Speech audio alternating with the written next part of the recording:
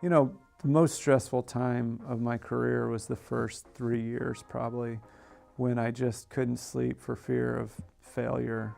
You know, what's that going to feel like? You know, just, I mean, I don't know how I survived that feeling, you know, and now I don't. It's, it doesn't live like it used to, so there's that. And then also, I've had a lot of success, and so I feel like if the business folded tomorrow, I'd still feel like a success. We did a bunch of neat stuff. We built beautiful things. We've had a great team. Scratch Entrepreneur. True stories of remarkable people who dropped everything to turn an idea into a healthy, profitable business.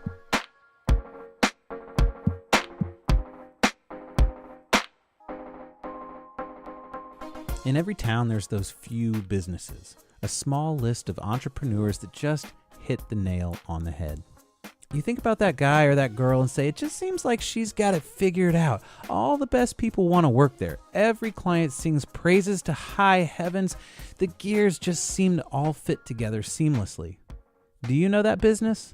Which one comes to the top of your head? So, I've got a group of them that start popping up immediately. They're my list of business mentors, the ones I watch and try to emulate. What's your list? If you're a business owner and you don't have one, that's this weekend's project. Make a list of 5 businesses that you really respect. Then start figuring out why you feel that way so you can integrate the best of what they do into your shop. Mine have a lot in common. Killer brand stories that tell you exactly what they're into and what they're not. Subtle marketing that doesn't blow your face off but seems to be there at all the right times, a team of employees that bust their butt for the good of the company, and a commitment to give back to the community in some way that totally fits their personality. It just feels like they love what they do because, well, they probably do. Our guest today has every one of those attributes and is definitely on my list. He builds houses. Really beautiful houses. Hardwood floors with deep velvety purple finishes, huge windows full of afternoon sun. Each home is unique, and like any good builder, his finished pieces have a stunning signature to them. Loren Wood and his team of builders drop their heart and soul into every new build. They pour foundations, frame walls, run electrical, pop about 1 trillion nails into all of it. Well, not the electrical. And finally, when it's all done, they take some pretty pictures, open the doors for the home's new owner, and move on to the next one. Loren's ready to share the story of Loren Wood Builders, so let's start from the beginning.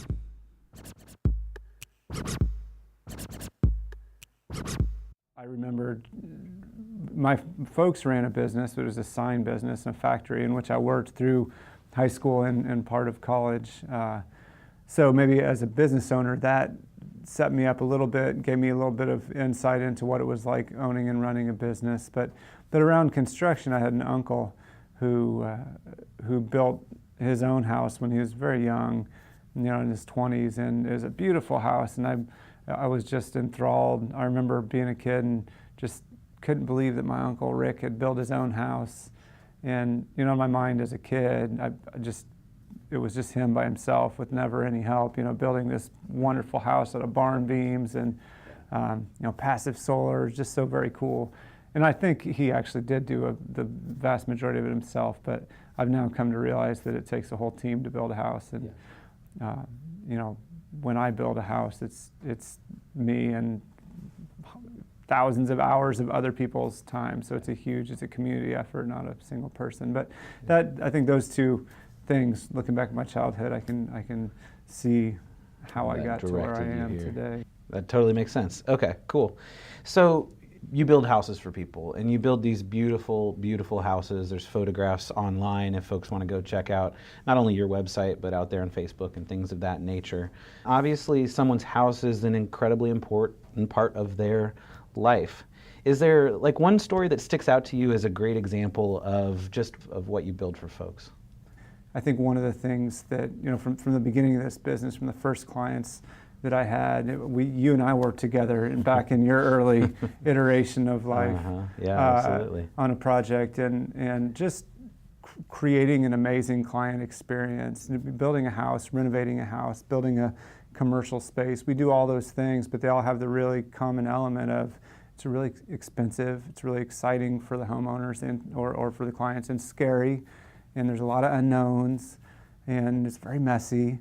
So it's creating some organization to what can be a really chaotic and stressful experience. And having a client say, "I thought that this was going to be horrible and stressful, and I miss having you guys here now that you're gone." And having that happen over and over.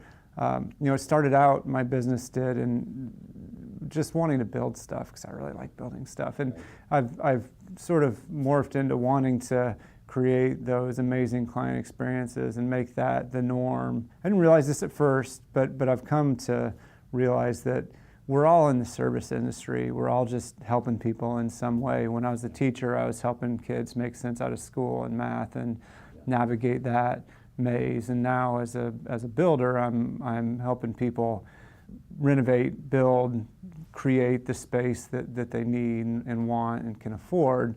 And so I've shifted my focus from building this awesome thing. Obviously, that's important.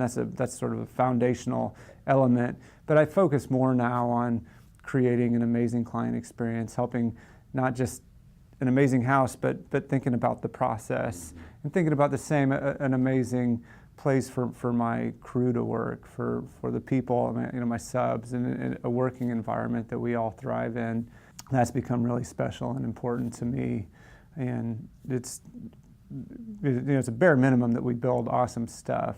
But once you do that a bunch of times, you start thinking about what it means to people. At least I do. And, absolutely. And so that's really where our focus is these days. And I think that's such a great way to frame it, because I came from teaching, you came from teaching, and we both came into industries where now we're more of a doer or something like that. But in the end, it's like you've got this bottom line expectation of yourself that you're going to do an amazing job. But maybe it's being a teacher, or maybe it's just personalities or whatever, being able to explain it and walk people through the process and take this thing that they're scared of. For me, it's insurance. For you, it's building a house. I mean, it's such a huge thing, and making it smooth and easy and maybe even fun sometimes, and just a process that they look back on with a positive energy. I feel like that's a real gift that you give to your clients, Well, and a gift that I give to myself and to my crew, and I felt like this. I felt like this in every job and in every career that I've had. That wherever I'm at, I just want to get better. I want to do better. And so initially, you're just trying to figure out how you're going to make a living doing this thing, and how you're not going to screw everything up. And that's scary. And you wade through that, and once you survive a couple of years and you've solved those problems, or at least sort of triage the hard parts, and you're making some progress. I'm always looking for the weak parts and trying to hone in on making them better. And I think that's part of what's been very exciting for me running a business over the years, is not how profitable I can be or how big I can be or how awesome the projects that I work on are, but just getting better at something every single day. It's what I've liked in sports and rock climbing. You have these short-term goals, and you're always reaching for them and seeing constant improvement and anything. And I think in business, that looks like, to me, initially it looked like getting better at building houses, getting better at running the business end of it. And now it's honing in on the stuff that's a little harder, a little less tangible, like client experience, like the workplace environment, and fine-tuning those pieces that I've found to be a lot more challenging than just figuring out how to put 2x4s together or 2x6s into a house. It's kind of like that move from, there's the saying that you start a business, and what you essentially do is employ yourself. And at some point, when you realize that you're not just employing yourself, but you're running a business, you are a business owner, and you may not even be doing the craft things that you expect from all your employees. It sounds like you're enjoying the evolution into sort of a true business owner, where you're having to figure out all facets, the craft of it, but also the human resources of it, and the money of it, and all those things put together, and the client experience of it.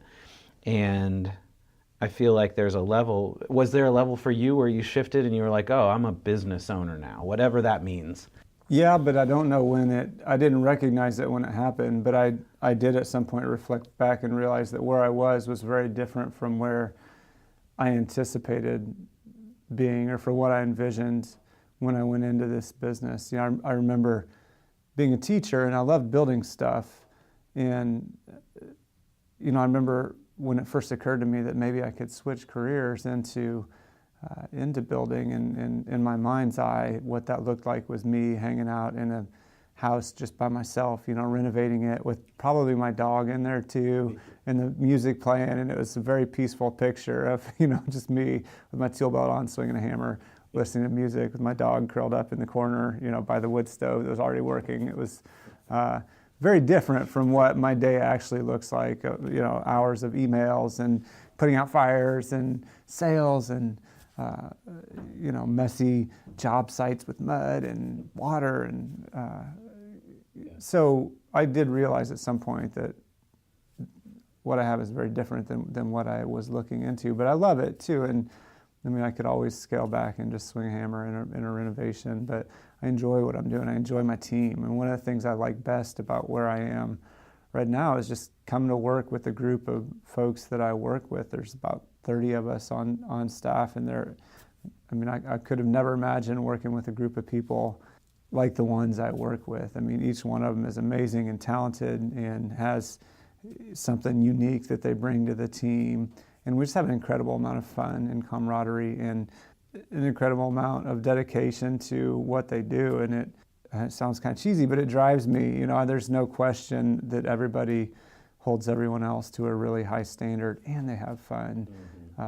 So I could have never imagined being, just how rewarding this would be, working with a big quality group of folks that I work with right now, that I have the good fortune and good luck to work with.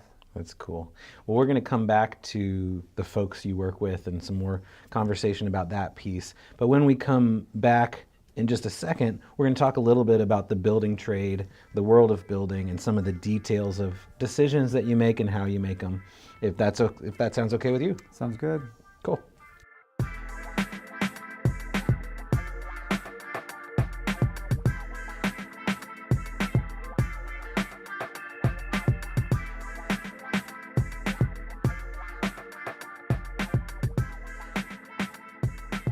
All right, we're back with Loren Wood of Loren Wood Builders. We're chatting about his business, about some of the details of the growth of it and all those things. So Loren, again, thank you so much for being with us. I want to talk a little bit about building practices. I feel like, when it comes to building houses and building structure, materials and processes range from toxic and trashy to, like hand scraping bark off of a tree in Alaska and tying it together with rope. And obviously there's lots of places in between that.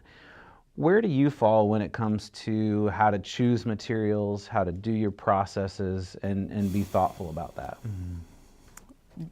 I'd like to think that I fall somewhere on the spectrum of aggressively focusing on building a healthy structure that has the lowest embodied energy possible. I don't want to go to, if I'm going to hand scrape a tree, I want it to cut it in Bloomington. I don't want to cut it in Alaska and ship it here. Right. And the sad fact is that a lot of reclaimed material comes from China. Well, that's not, is that an efficient process to import hand-scraped hickory from China, or to, even worse, to cut logs in Indiana, ship them to China to create veneer, and then ship them back here to create, so we've really, to step back a second, when I started in this industry, I had a really aggressive approach, and I wanted, when I built my own house, I built a LEED certified house at a high level, and that's really where I envisioned myself being. And I guess you could say that I compromised with where we're at today, but really what I realized is that none of my clients, not just the average client, but none of the clients that have come to me since have said, I want to build a LEED certified house. A lot of them don't know what they want. And so we've attempted to do is just set a really high standard for every project, that we're going to create a space that is comfortable, that's efficient to heat and cool, and put an emphasis on efficient use of your resources to create something that's got some longevity, but it's some real energy efficiency, and a focus on healthy and sustainable construction practices. We focus on local as possible, sourcing of materials, subcontractors, that is, and craftsmen. So you go through any of our projects. You mentioned earlier Osteria Rago, which just opened, that restaurant downtown, and you walk through there, the tables, Kirby Mellick, a local furniture maker and cabinet maker, made those. He made the maple backer boards for the menus. The barnwood that's on the walls came from local barns that were taken apart by Adam Dick, who runs Hoosier Reclaimed Timber.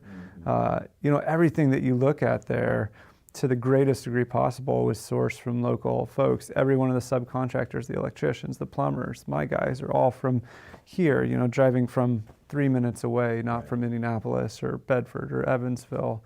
So that's been the heart, I think, of our practice, and not only from a resource allocation standpoint, but also from thinking about the velocity of a dollar, and just we're spending money with people in our community who are doing the same, and seeing that all process locally and circulate locally. And I have a lot of love for this community. And so I guess the third piece is that we've really tried to structure our business in a way that supports, props up, fosters the community that I love and that we work in. Let's talk a little bit about your brand. Almost seems like a way, it almost cheapens what I'm about to say, but you have a brand in this town that, every time I turn around, I hear Loren Wood Builders, and so many of those times it's something that I don't imagine you're making money off of. It's a community situation. It's building a set for some kind of play scenario. It's some not-for-profit that you've come in and taken the head on. You do a ton of stuff in our community. So that community service, I think, really rings super powerful, at least in my mind. Can you tell me a little bit about your philosophy on that and how you've got to the point where you're in all these scenarios?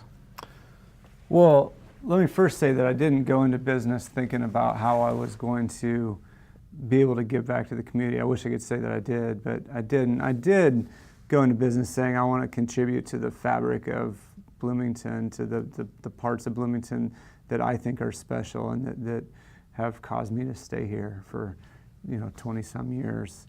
And so I started from that. I think that I've always been, I taught for 10 years in alternative school settings, and I knew that I was doing something meaningful to somebody. I don't know if I was doing a good job teaching math, but I felt like I was doing a good job guiding kids towards adulthood and hopefully helping them make some good life decisions. And just serving, that feeling of serving exactly, as a teacher exactly. is totally and, there, and so, initially I just didn't want to fail as a business. I remember just wanting people to hire me. The phone would ring. Like, oh my God, I might have a client here. So those are the battles you fought for the first several years, and it took me several years to even be able to pay myself a salary. Thank God my wife worked and was able to support us those first couple of years, or I wouldn't have been where I am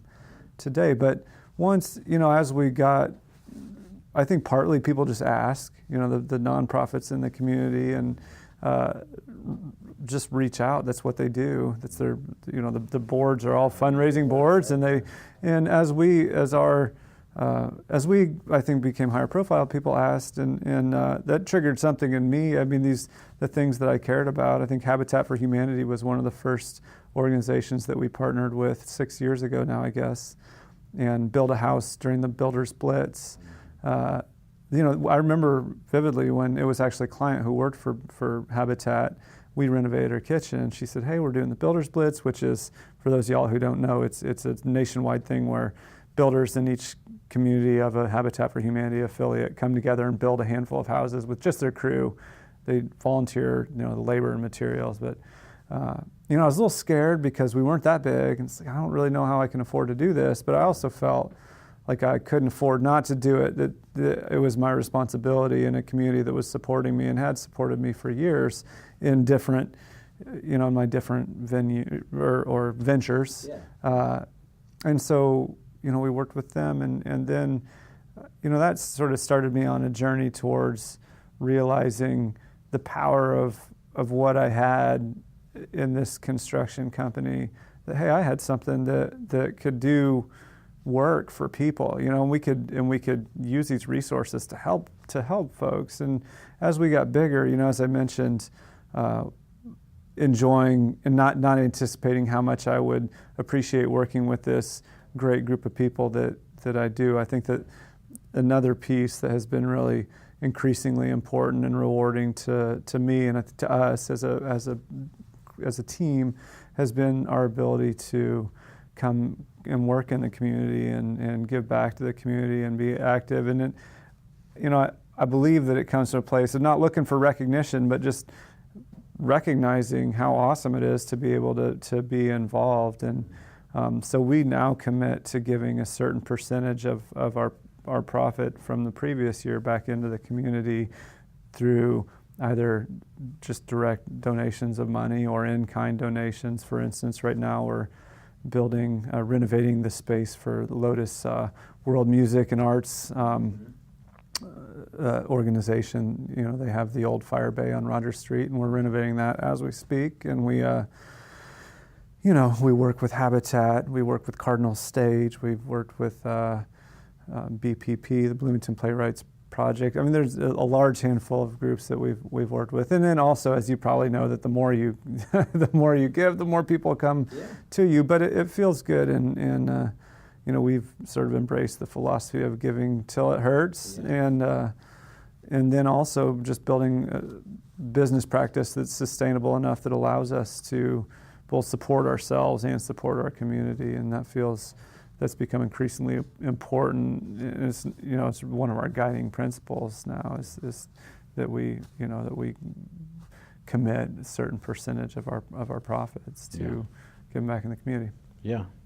Well, I for one want to thank you for all the work you do for Bloomington. I think it really does make our community a better place, and it's really great. And I think the way you think about it, where I just want to make my town a better town, you know, I just want to make my world a better world, and I think that feels good for you and feels good for the people that you're serving all at the same time, and makes a ton of sense. Cool. So when we come back, I'm going to ask you some questions about business ownership, about owning a business, maybe some insights we can give to other people who want to start a business or who are walking through their business right now, and we can go from there.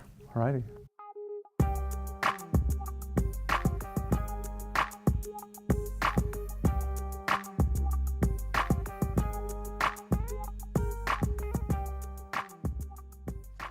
All right, we're back with Loren Wood of Loren Wood Builders, and I want to talk a little bit about business ownership. And Loren, I know that you have 30 employees, and part of what I think tons of people struggle with is how do you build a happy, healthy staff? So what are your insights on that one? Well, I mentioned that my parents ran a business when I was a kid, where I worked for years, and I've thought back on this often now as a business owner. I didn't recognize it at the time, but I remember from the first time, you know, from the time I was old enough to remember through my last visit to their factory, every time my dad took me through the factory, every time we walked by somebody, he'd say, you know, this is Dick. He works in the paint booth. He's critical to what we do. Look at some of these boxes that he just finished, these cabinets. They're amazing. We couldn't be who we are without this guy. And I just thought, wow, my dad's got some great people. And in retrospect, I see he did have some great people, but they knew that he knew that they were great. And you know, that's just a tiny piece of it. And I've read some things, and you probably have too, about what people need to be happy in a job. And I don't know that I remember all of them, but I think what I've boiled it down to is they need to be empowered to do work and be able to take ownership. They need to feel financially rewarded to the point where they're able to make what feels like a fair and equitable living and pay their bills and raise their kids and meet their financial goals and obligations, and have some autonomy, and some autonomy probably goes with the first, being empowered, and see some avenues for growth. And then finally, I think that creating a positive working environment, and that maybe means different things to different people. And again, if you look back, if you took a snapshot of my team every year, my team at first was born out of desperation, and people didn't know who I was. It was hard for me to find people. I'd put an ad on Craigslist, and if someone responded, I'd jump on that. And I had some great people at first, but I wasn't selective. And and it took me a long time to really fine tune my team, and also to develop a voice in what I wanted, who I wanted to be as a leader. Because again, early on, I was just trying to build stuff. I wasn't thinking about being a leader or creating a culture. I was just thinking about building a dang house. How do you do that well? Without going broke. And with the clients still somehow being happy. Seemed like a pretty elusive goal early on. And but I learned pretty quickly over time what I liked. And I remember, as a teacher, I've always had this idea that I just want to have fun all day long. I want to be in a good mood. I want the people around me to be in a good mood and enjoy what they're doing. And I remember, I tell new employees this now, but I've told kids this when I was a teacher the first day of the school year. I'd say, you might or might not like math, and you're going to be in my classroom every day. And this is just 1 year out of your lives. This is my whole career. I might be doing this for 30 years in this one classroom.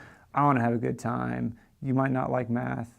You might not even like me, but I don't want to be around people who are jerks. I don't want to, it's easier as a, right. business owner Yeah. than as a teacher, because you don't get to pick and choose. But I think just setting a standard for how we're going to treat each other has been a sort of a main tenet in all my work environments where I've had any power, and so that's the driving. I say the one main overarching rule that we have in our company is that, I don't know if you're allowed to swear on here or not, so you might have to beat me out. But we tell new guys there's only room for one asshole in this company, and that job's already taken. You have to decide who that person is. But we give people a lot of chances to grow, and once we hire somebody, it's pretty hard for us to let them go. But being a jerk is the quickest way out. So there's that. We want people to be nice to each other and to our clients, and that's just a bare minimum. And then I've worked towards a goal of being able to compensate people really fairly. And I don't think that's the most important thing. I think when you're not, it is the most important thing. So I think that's a step on the way. It's basic. It's like being able to eat and have shelter over your head. I think making a living wage is critical for people, and they're going to leave if they don't. And so I've been driven to make sure that I'm running a business where I can do that for people. And so I've been really hyper-focused with my crew on compensating them well, and letting them know that I value them, not just by saying, hey, you're doing a good job, but by paying them fairly. And several years ago, we instituted a profit-sharing program, and we've been able to maintain that and ramp that up every year, if not every quarter. And so that, again, is something that feels really special to me, that I've been able to build a business that supports not just me, but my whole team, and helps them see an opportunity to advance and thrive, not just in their craft, but financially in their financial goals. And it's hard to make your way in this world, especially as a maker, builder, a carpenter, much less. And so that, I think that's really important. And I think also creating a culture where there's room for advancement. If you're a laborer, how do you get better at, is there? So we have a real intentional focus around personal growth, and creating personal growth plan, professional growth plan for each person, in the company, from the newest employee up to myself. And twice a year meetings focused on what we've been doing well, but also setting some intentional goals for growth for the following year, and so we focus really intentionally on those specific things, the culture, and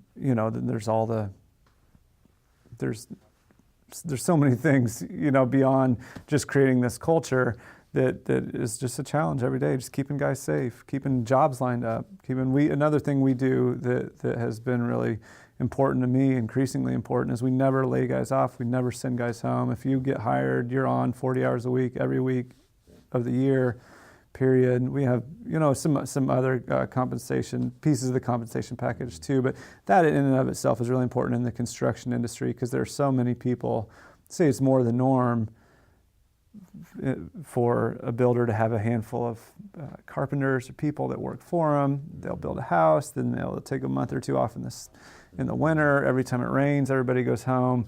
You can make awesome pay, but if you only work 2/3 of the year, it doesn't mean anything. That you've got to get paid every week.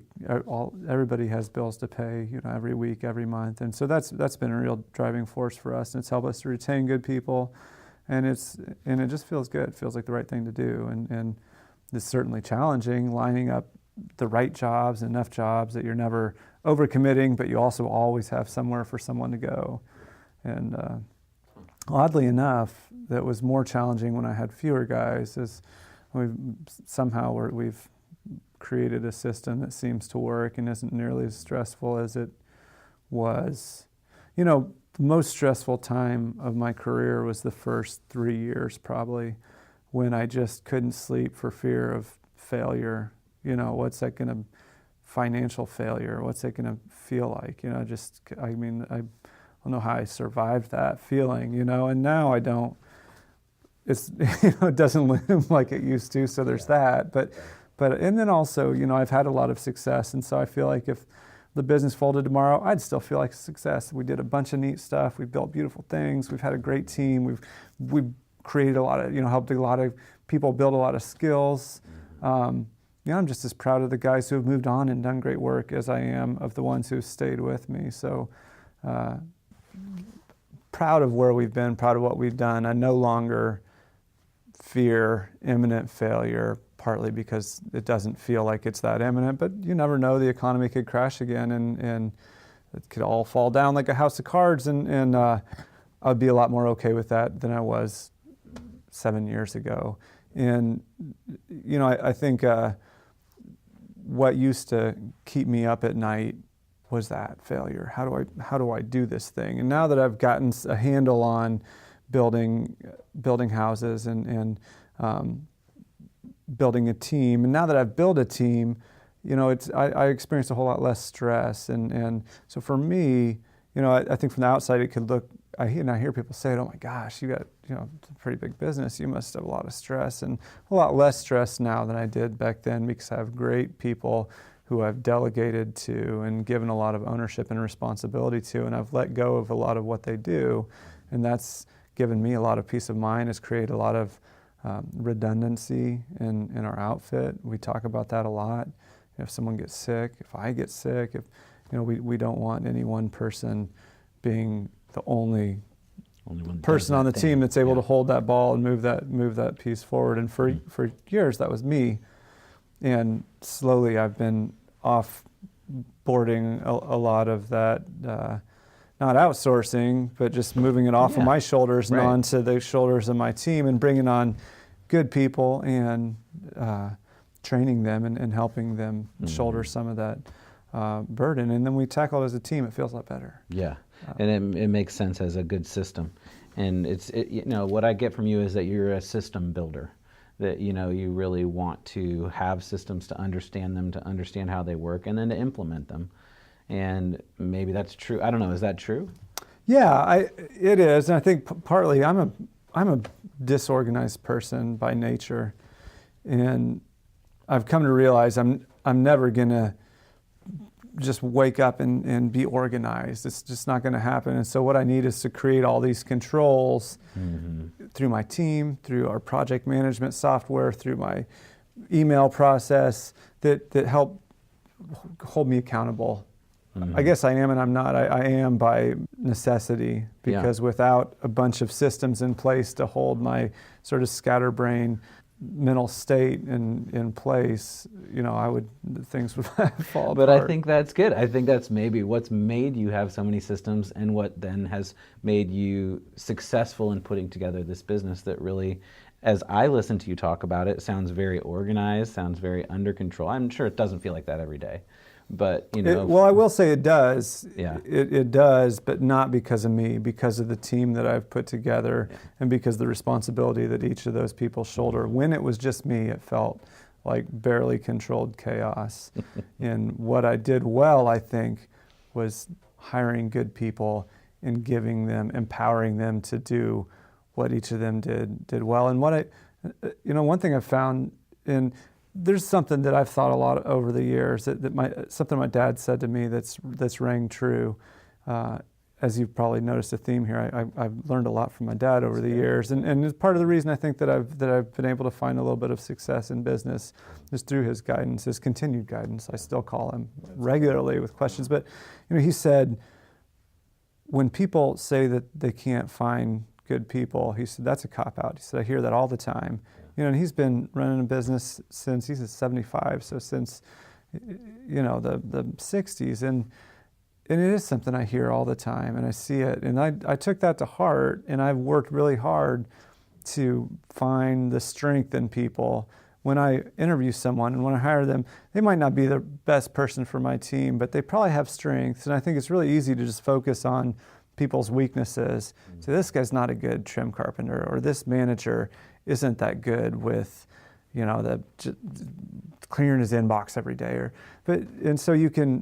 I see people in my industry, partners in my industry, who can't keep a team together. They've got one or two helpers, and they're always talking about, I just can't find good people, and this guy's, can't carry his weight, and I always cringe when I hear that, and I feel sorry for that person, because I think that what I hear is someone saying, I've never been able to allow other people freedom to thrive in the company. I mean, I think I see someone who's not willing to let go. They've got either such a strong ego that they can't see strength in other people. They don't have the faith that other people could do as well, if not better, at one of the tasks that they have under their control. And so I've really intentionally tried to not think that, tried to not focus on people's weaknesses, but on their strengths and building those strengths, and tried to create a culture and maintain a culture of that in my company. I will say that on the flip side, there have been, early on, it was really hard for me to fire people. I mean, I just didn't do it.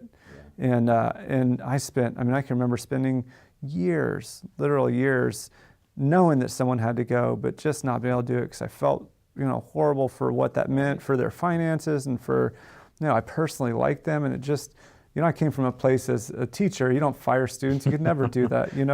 Absolutely. That's a failure, and I've come to realize that was also a failure as a manager. So at the same time, that you have to be willing to empower people and allow them, give them the rein to succeed, and give them power over some task, and then stand back and let them do it. And if they have small failures, just help them learn from those. You also have to recognize when someone's not a good fit in the team. You have to let them go, and that those two things in parallel, I think, helped me build the team that I have today. It wasn't just creating a culture that fostered growth and creativity and empowerment and a feeling of success, but also saying this person takes away from that culture, takes away from the standards that we hold ourselves to, and that's been a challenge. That's probably been one of my biggest challenges. Although as I've gotten a bigger team, I've felt a lot more responsibility to maintaining that culture, and I don't feel as bad now when I let someone go, because I see the value of this big thing that I have, and it's no longer just me feeling bad, but it's this whole crew that I'm responsible to. Yeah, you're doing something positive for everyone else by saying, okay, this piece of the puzzle isn't working, or this doesn't contribute to the positive. And this is probably maybe wishful thinking, but I also believe that propping someone up who's in the wrong outfit, the wrong industry, the wrong task Yeah. isn't really doing them a favor, because it's at some point they're gonna have to move on, and so I think recognizing that really soon and letting them go, it doesn't feel good to anybody, but I've come to believe that it's the right approach for both the outfit and the person that you're moving out. That makes total sense. I think that all that put together, it, again, adds to that culture and makes that culture work the way everybody in it wants it to work. And when somebody sees someone let go because they didn't fit or whatever, I think it says to them, okay, well, he cares about this community, he cares about this group, and I'm going to work hard to be a part of it because I want to be a part of it. Okay, last question. Where do you see Loren Wood Builders in 3 to 5 years? We ask ourselves that every year at the end of year wrap up, and when we're setting company-wide goals for the following year. And it's always been sort of the same. I've never had this big growth goal. It's happened somewhat organically. So I don't want to be a lot bigger. I think that I'd like to maintain the culture that I have, like to continue to do better and better work in the craft that we do, in the processes that we have in place to create amazing client experiences in a highly positive working environment, and to continue to be able to be a contributing part of our community. If 5 years from now we're exactly where we are today, I'm gonna feel pretty good. Yeah. I just continuing with this culture of continual improvement and community, involvement and building neat stuff. And what I've found is that I was thinking about this today. In fact, we've been doing more and more commercial work. We're doing a steel building right now. It's part of the climbing gym rebuild. And now I think I used to have what I find beautiful now, as far as like building beautiful houses and things, is I no longer am that excited about beautiful tile or a beautiful kitchen. I think I've had a little bit of a paradigm shift, but a perspective shift, and seeing an awesome steel building that's watching it all come together, and the amazing engineering in it and the utility that it serves feels just as impressive to me as a high-end kitchen, or taking a really economical house and helping clients for a bare bones budget create the space that they need. That feels really magical to me too. So I don't really necessarily say that I focus on building something attractive. Certainly we get to, and that's awesome too. But I think just celebrating every aspect of the craft and finding some joy in the different in every project that we do, and taking a lot of pride in that, has really changed my perspective.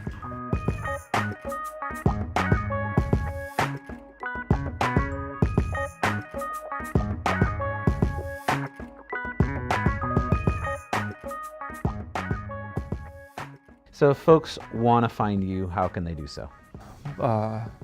Loren Wood Builders, Loren, as opposed to Lauren, which I get a lot of mail to that woman. So LorenWoodBuilders.com is our website, and we're also on Facebook and on Loren Wood Builders, and we're on Instagram, and we try to keep a pretty active presence on social media, if only because we're proud of what we do and proud of our team, and we make a real effort to highlight the awesome work that they do. So we're not hard to find. Just Google us. Okay, cool. Well, Loren, thank you so much for the work you do, and thank you for being willing to chat with us for a little bit and tell us the story of your business. Thanks for the opportunity. It's fun to talk about what we do. Cool.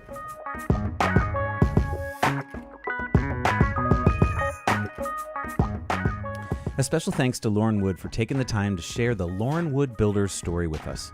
The show was produced and edited by me, Jeremy Goodrich. The music is by my high school buddy, Mark Vinton. This one time, Mark and I went camping in the woods of southern Indiana with a couple of other friends. We had a fire, our guitars, some beers, his VW bus.